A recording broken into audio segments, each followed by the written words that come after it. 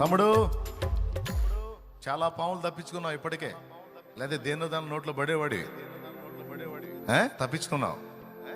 ఇన్నాళ్ళు తప్పించుకొని మళ్ళీ ఇప్పుడు ఇకిలిచ్చవాకు. పాములు ఎదురవుతానే ఉంటాయి ఒకటి పోతే ఒకటి. ఈ పాములు శ్రమ రూపంలో అవ్వచ్చు, లేదా ఆకర్షణ రూపంలో రావచ్చు. చెల్లి,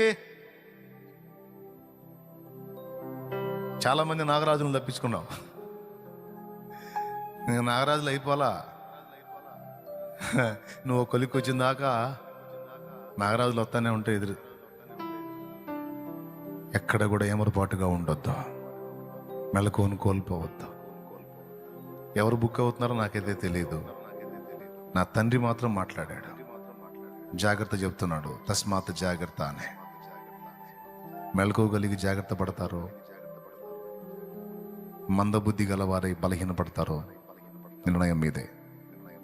అది నాకైనా మీకైనా ఎవరికైనా ఒకటే వర్తింపు. ఆకర్షణలు వచ్చినా సరే తట్టుకొని నిలబడ్డావు అనుకోను. నేను చెప్పినట్టుగా నేను ఆ నీతి వదలను, నా నీతి వదలను.